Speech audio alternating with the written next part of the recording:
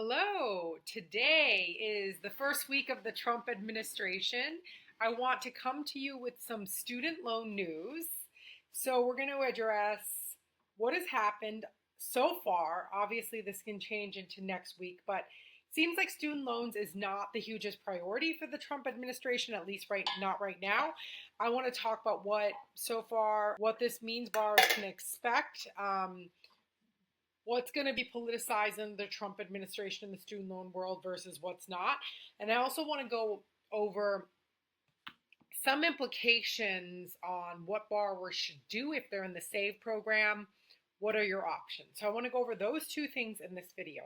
So let's start right off the bat. Okay, so Trump he signed tons of executive orders and he's making big PR stunts and, coming up with saying all these things, have somebody present his executive order and say all these things. And of course, he's touching topics like birthright citizenship, which is constitutional. I think that'll be very hard to take away. He's addressing energy.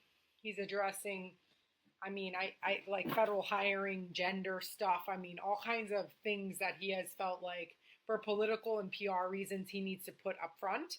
And of course, the creation of DOGE, the government efficiency that he's working with Elon Musk. Those are the political things he wants to get out of the way, right? But in terms of student loans, nothing has happened yet.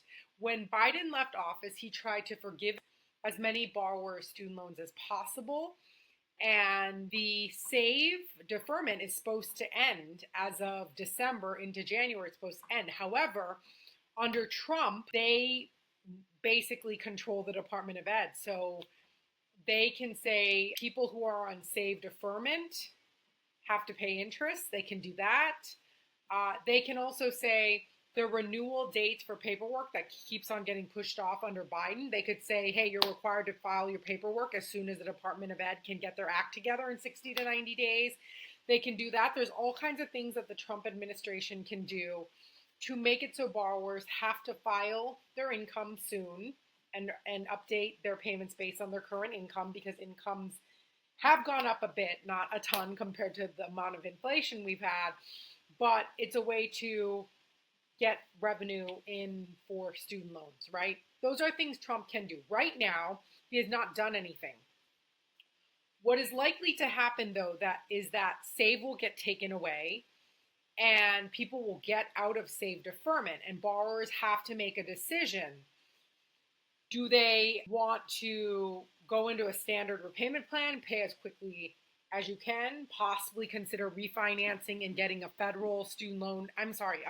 student loan servicer, because if you're close enough to paying off your debt and you're like, I don't want to deal with all this crap, I'm just going to pay it off, I make good enough income, that's an option. But if you want to stay in the student loan income-driven repayment plans, there's three main options. One is pay as you earn. I don't know if there's another program that's going to be created, but pay as you earn is for newer borrowers, people who started borrowing, or had no debt when they took out loans after 2014.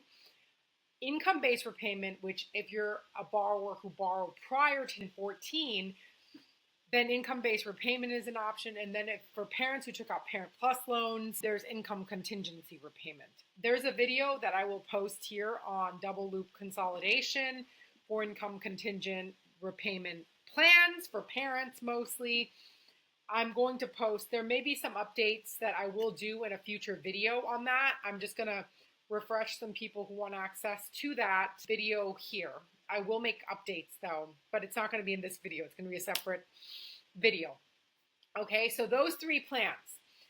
Payments will go up because SAVE increased the poverty line by which the Department of Ed would consider the difference to calculate your payment. Since they increased the poverty line for SAVE, in these pay-as-you-earn income-based repayment and income contingency repayment, they're using 150% of poverty to calculate what you can afford to pay instead of 225. So they're excluding less income, which means your payments are going to be higher.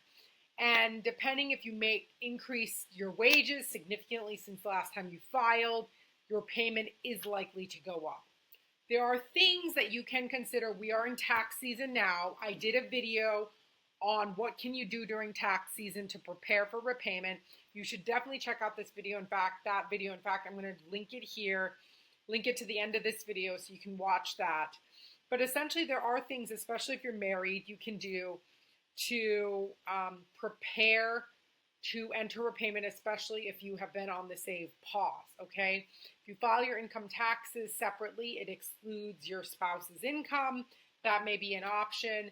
Or there are other ways to reduce what's called the adjusted gross income on your taxes, which you can contribute more to retirement. There's methods, your healthcare savings, there's methods to reduce that adjusted gross income so that you pay less on your student loans, okay?